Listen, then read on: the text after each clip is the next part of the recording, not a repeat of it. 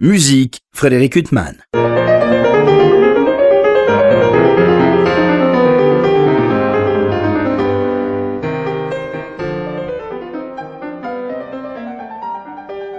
Bonjour, Frédéric Huttman au micro. J'ai le plaisir de vous retrouver pour un nouvel entretien. La semaine dernière, j'ai eu le plaisir d'interviewer le grand pianiste Koen Vopeik qui évoquait la première partie de sa carrière, notamment en Corée et aux États-Unis, découvert par Leonard Bernstein. On l'écoute ce soir continuer à évoquer son itinéraire musical. Koen Vopeik, bonjour. Koen Vopeik, on va se retrouver pour une deuxième partie de cet entretien. On a évoqué donc toute cette adolescence à New York, toutes ces rencontres extraordinaires, cet apprentissage avec Rosina Levin, et puis vous avez décidé à un moment que vous cherchiez une relation avec un maître ou un professeur qui soit, comment dire, elle était quoi, trop douce avec vous, ou vous cherchiez un rapport professoral plus difficile Euh, euh, Madame Levin, c'est un grand pédagogue. Il n'y a rien à reprocher. Mais c'était le problème avec moi-même que je n'arrivais pas à résoudre. Et j'avais besoin de quelqu'un qui était beaucoup plus fort, agressif même, pour faire sortir. euh, Et j'ai trouvé chez Ilona Krabosch, oui, le premier rencontre, ou bien j'ai assisté le premier masterclass et c'était un pianiste déjà connu, Joseph Kalekstein, qui jouait une œuvre de chemin qui durait une demi-heure. Et après le premier commentaire de Ilona Cowboy, c'était comment tu osais de faire ça à moi. Ah bon? Alors que c'est un merveilleux pianiste. C'était un merveilleux pianiste, Et Joseph très bien Kallichstein. joué. Oui. Et là, vraiment massacré. Et lui, il comprenait pas. Et elle a expliqué 5 minutes, 10 minutes, je sais pas. Et après, il a de rejouer et c'était totalement différent. Ah oui. Oui. Mais il n'a pas été blessé par ses propos et ses commentaires. Oh, il est costaud. Hein. Et il savait. Et puis, il la connaissait bien. Ouais. Mais c'était bien sûr surpris. Ouais. Et au niveau du répertoire, ça a changé le répertoire que vous avez appris avec elle par rapport au répertoire que vous travaillez avec Rosina Levin? Non, non, pas du tout. Oui, il faut que je raconte l'histoire, comment j'ai pu travailler avec Ilona Kabosh, parce que il fallait séparer de Madame Levin, qui m'a enseigné, nourri comme ma propre mère. Oui, parce qu'on rappelle, vous, vos parents, à l'époque, vous les voyiez, vous n'aviez pas l'occasion de les voir, c'est trop compliqué d'aller en Corée et pour eux de venir à New York. Cette époque, Oui, pour retourner en Corée et oui. revenir à New York, c'était impensable. Et puis, c'est pas simplement le voyage était long, mais coûteux. C'était pas possible pour Oui, oui. jeunes comme moi. Donc vous aviez cette mère de substitution, Rosina Levin. Oui, et il fallait que je lui dise que je vais vous quitter, j'ai besoin de quelqu'un d'autre. C'était trop dur pour Madame Levin. Et elle m'a dit, comment vous pouvez faire ça? Et je te considérais comme mon propre fils. Et puis elle a réfléchi, ça c'est une grande dame. Elle a réfléchi, elle m'a dit, sûrement tu as quelque chose à apprendre chez Ilona Krabosch, mais il y a encore des choses à apprendre chez moi, avec moi. Demain, Madame Krabosch, elle accepte de partager le leçon avec moi, que je continue d'enseigner. Alors, je je me suis dépêché d'aller voir Madame Caboche et c'est ce qu'elle a dit à Madame Levine. Et Ilona Caboche m'a répondu: oh, je suis tellement soulagé, je ne voulais pas la blesser. Je suis tellement content. Alors je suis revenu à Madame Levine. Ah, c'est ce que disait Madame Ilona Caboche. Et tous les deux, elles sont mis d'accord pour m'enseigner en même temps. Et deux professeurs qui se trouvent à Juliasco, ça n'a jamais arrivé. Oui. Et donc ça a été accepté. Oui. Et pour vous, c'était pas trop difficile justement d'avoir deux professeurs comme ça? C'était très complémentaire en fait? Non, parce que vraiment tous les deux essayaient de m'aider. Oui. Ça s'est très bien passé. Oui, mais en même temps, ça vous obligeait à travailler tout le temps énormément aussi. Avoir deux professeurs aussi exigeants. Oui, mais même répertoire. Et c'est ce qui était intéressant.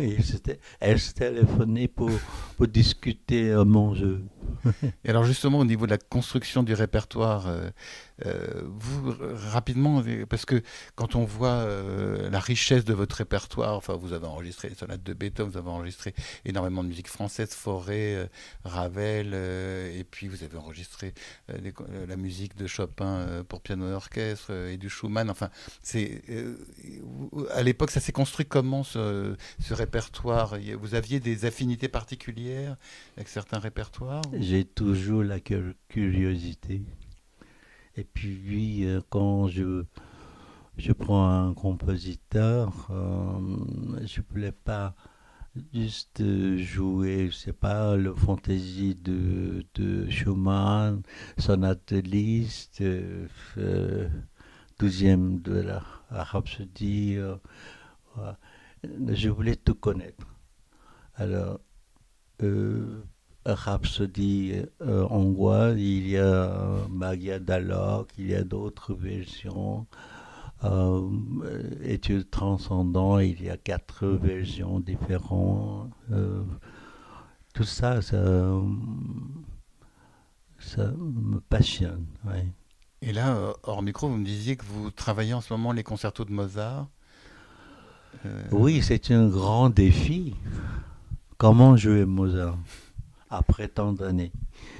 On a l'impression que c'est quand même un des compositeurs les plus difficiles, enfin qui pose le plus de problèmes aux interprètes, Mozart. Oui. Vous savez, il y a des interprètes qui sont connus pour Mozart et ils ont donné une merveilleuse version de concerto, de sonates. Mais le meilleur Mozart que j'ai jamais entendu, c'était une candidat au concours Tchaïkovski. Il était autrichien, je crois. Oui. Il jouait une sonate Mozart et c'était parfait. La sonorité qui dépassait pas, je sais pas, mettre piano au maximum, mettre forte, avec une telle sonorité naturelle, les phrasés, des chants, c'était parfait.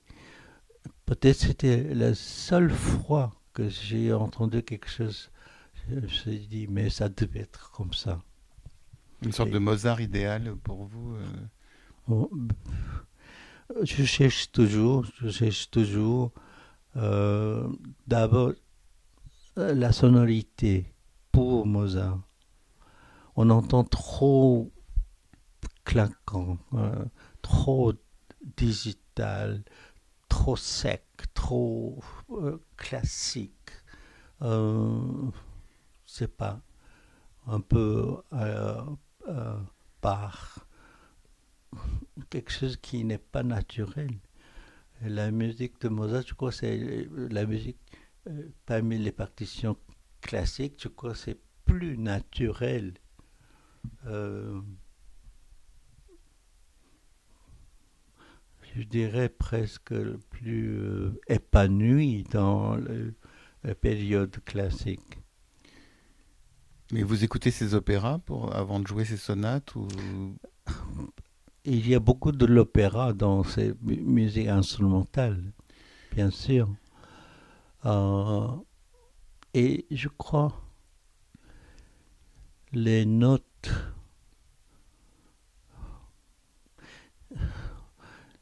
vous savez, les notes devraient sonner un peu comme chanteur quand il chante avec les paroles.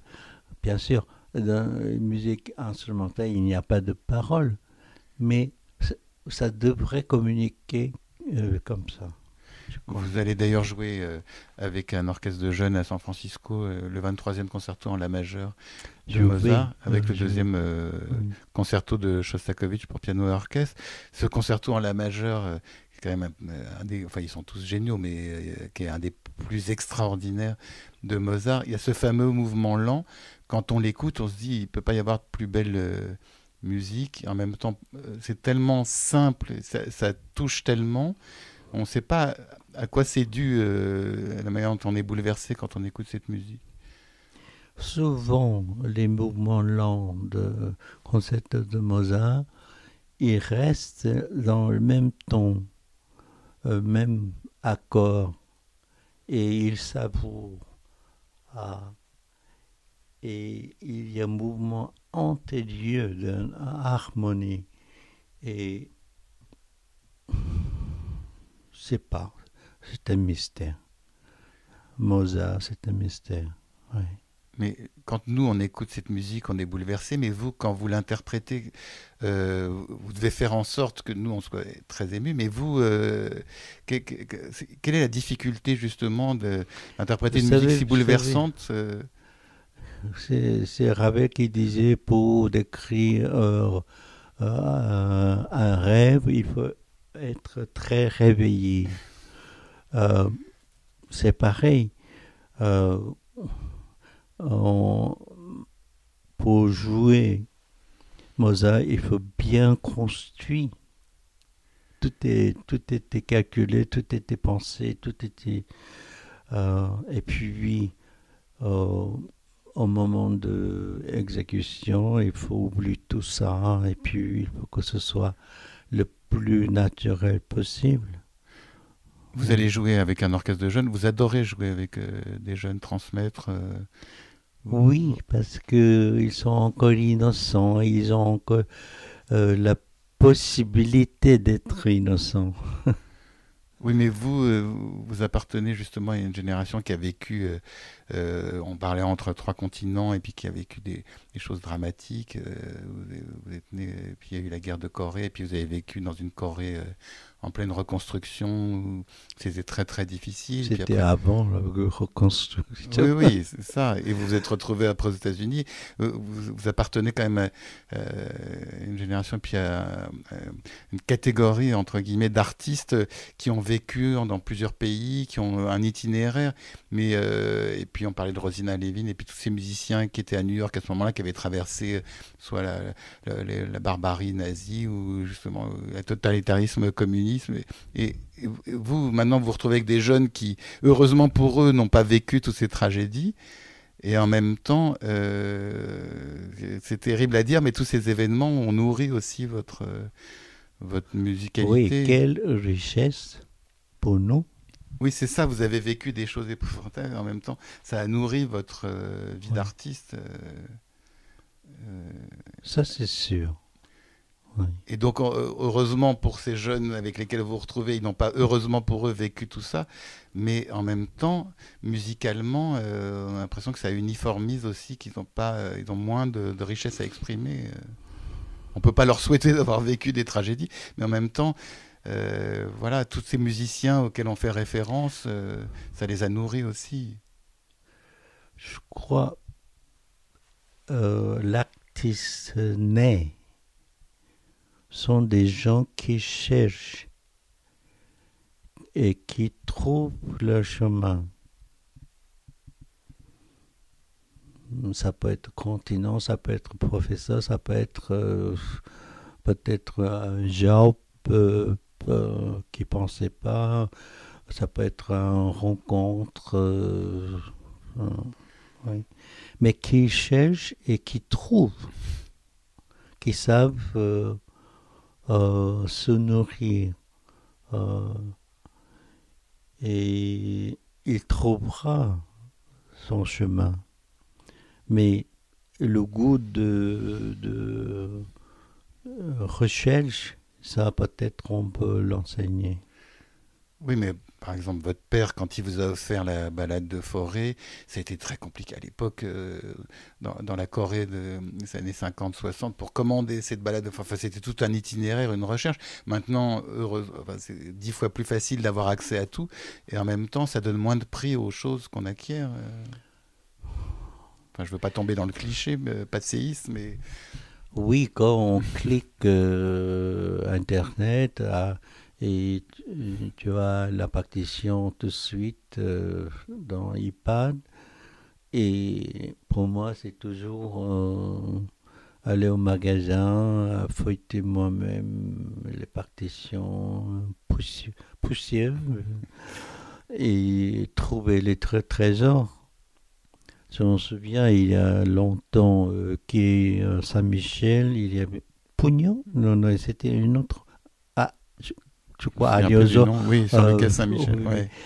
Alors, je cherchais le première version de quatrième concerto de Rachmaninoff. Je voulais absolument voir cette version et je trouvais nulle part. Alors j'ai parlé avec ce monsieur, je crois Christian, il s'appelait. Je lui ai dit, vraiment, j'aimerais bien voir ces partitions. Il a dit, oh, c'est difficile de trouver. Mais je garde les partitions un peu précieuses derrière boutique. Peut-être je peux fouiller parmi ces partitions. Et je trouve la partition de quatrième concerto que Rachmaninoff a publié quand il était à Paris. Et après, je veux dire, le premier concerto aussi, j'aimerais tellement voir la première version. Ça, c'est encore très difficile, mais il y a une boîte, peut-être, tu peux regarder. Je les amène à chez moi. Bon, on va voir. Et je trouve la première version de premier concerto de Rachmaninoff. Et tout ça, laps de demi-heure. Et j'étais le plus heureux des hommes. Maintenant, on peut avoir... Oui, on tape sur Internet oui, et puis on tape première version du premier concerto. Il n'y a pas de ces exaltations que j'ai senties. Et tous ces jeunes que vous rencontrez, avec lesquels vous faites des masterclass, auxquels vous enseignez, vous repérez tout de suite un vrai musicien quand un jeune commence à jouer devant vous? Vous savez, tout de suite, leur son est différent. On voit des gens qui ont des choses à dire. Ouais. Déjà, le son parle. Les autres qui tapent, qui jouent les notes.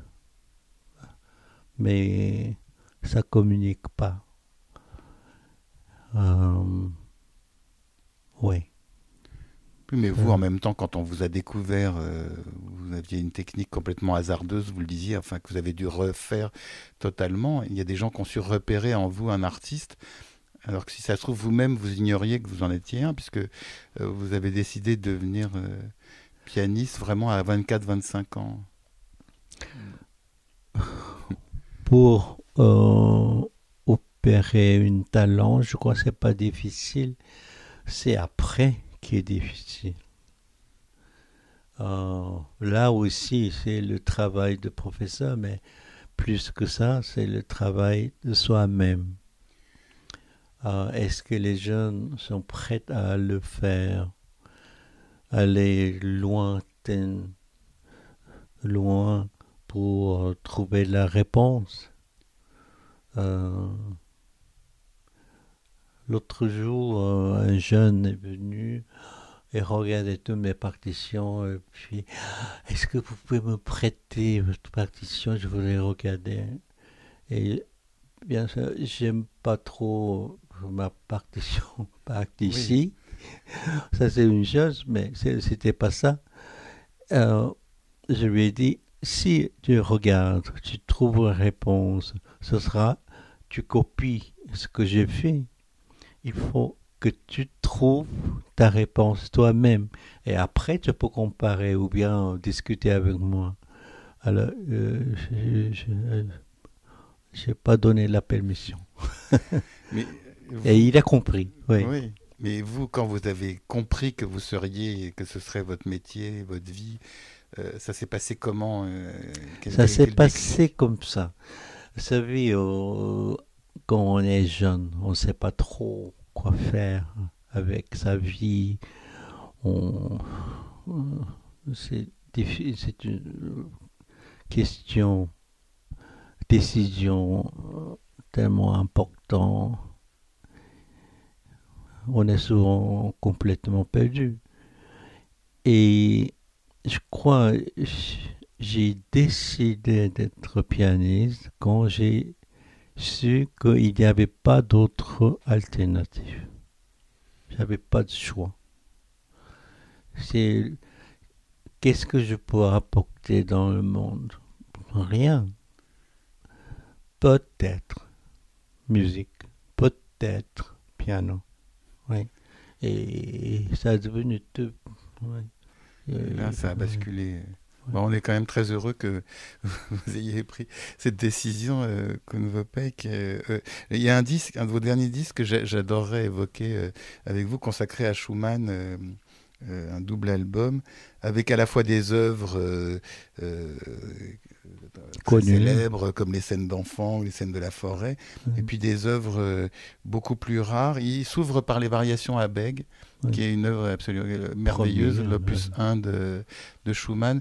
Il y a un disque très célèbre de Clara Askill de cette œuvre. C'est un disque que vous aviez écouté. Oui, j'ai écouté. Et je très vite. Ça correspond pas à votre Non, c'est vision un de. jeu merveilleux. Mais à mon goût, un peu trop vite. Et donc, ce disque où on trouve des œuvres beaucoup plus rares comme Les Chants de l'Aube, J'adore. oui, c'est une des œuvres Ouais, tardives ouais. de Schumann, très C'est mystérieuses. plus beau, je trouve plus beau. Chant de l'Aube, ou variation, Geist Alors, variation. justement, Ouais. ces fameuses Geister variations, qui sont des œuvres qui n'avaient pas été éditées du vivant de Schumann, où il reprend un thème de son concerto pour violon, où même sa femme Clara était très hostile à Ouais. cette œuvre. C'est une œuvre qui est de plus en plus Oui, jouée et qui est complètement extraordinaire. oui, oui. Et Euh, pourquoi vous avez choisi de l'aborder, cette œuvre c'est- je savais il y avait quelque chose de très rare dedans. Et je ne savais pas de quoi il s'agit, mais il fallait que je travaille. Et pendant longtemps, je n'avais aucune idée, vraiment. Euh, et il fallait du temps. Et petit à petit, combien de temps j'ai dû euh, changer pour arriver à quelque chose de cohérent. Mais jusqu'au dernier moment, j'étais pas sûr. J'étais pas sûr. Et même après gravé, ça a continué à évoluer. Euh, c'est très, très personnel. Et puisque c'est tellement personnel, c'est une... Je crois que tous les grands œuvres, il y a quelque chose de confessionnel. Et tout, ça, c'est totalement tout ce qu'il a vécu, ce qu'il est. euh, et puis la fin de Geistesvariation, moi je vois un peu comme ça la vie de Schumann, tout le monté s'arrête. Il accepte que c'est la fin. Euh, et puis après il y a rien, il y a silence. Et c'est très dramatique de pouvoir exprimer quelque chose comme ça sur scène. Et voilà. Vous parliez justement de la difficulté à appréhender cette œuvre qui vous a donné beaucoup de mal justement à apprendre dans sa construction qui est si étonnante. Il y a des Parce œuvres que... qu'il Oui. fallait creuser au fond de son âme. Oui. Il y a des œuvres que vous adorez comme ça en tant que mélomane, et puis vous avez essayé de les travailler, puis vous avez renoncé, elles vous échappent, ou alors à force de creuser, vous êtes toujours arrivé finalement à les jouer. Pas toujours on réussit. Il y a beaucoup d'œuvres, même sonate Beethoven, je travaille, et puis c'est pas le moment où il fallait attendre. Oui, Vous revenez, vous laissez la partition de côté, vous revenez à ce moment-là, des mois oui ou c'est des un années peu après. comme les nocturnes de Chopin. J'ai laissé pendant longtemps, et puis un jour j'ai ouvert, et puis je me suis dit, mais c'est comme ça, cette œuvre. Et puis j'ai commencé à travailler. Là, je voulais travailler les 4 ballades de Brahms, par exemple. Euh, j'ai pris plusieurs fois, et chaque fois je me suis dit, je suis pas prêt, je comprends pas comment les jouer. Maintenant, je crois que je peux aborder. Oui. Et puis ça ira bien avec Mozart, et les pièces de Mozart. Oui. Oui, ben on a hâte de vous écouter dans ce répertoire. C'est vrai que vous avez abordé tellement de répertoires, et il y en a et encore, de toute façon c'est infini. Vous savez, toutes ces partitions, combien de chants j'ai abordé. Oui. Oui, là, vous faites face à un mur de partitions chez vous, Kuhn Peck. Effectivement, c'est... Vous savez, ce cas-là, tout est l'espagnol pour choisir Goyescas. Non, j'ai choisi Goyescas, mais je voulais The voir Granados. d'autres œuvres l'espagnol en même temps. Et Jonathan, oui. En tout cas, entre ce que vous avez joué, ce que vous allez jouer, tous ces continents à explorer, c'est un bonheur pour nous, Kuhn Peck, de vous écouter dans tous ces répertoires. Et puis on pourrait encore parler des heures de tout votre itinéraire, mais il est l'heure de se séparer. En tout cas, il me reste à vous remercier infiniment d'avoir été mon invité. Merci. Pour illustrer cet entretien avec le pianiste Kuhn Peck, je vous propose de l'écouter interpréter les 24 préludes pour piano de Scriabine. Je vous souhaite une très belle écoute, une bonne fin de soirée sur RCJ.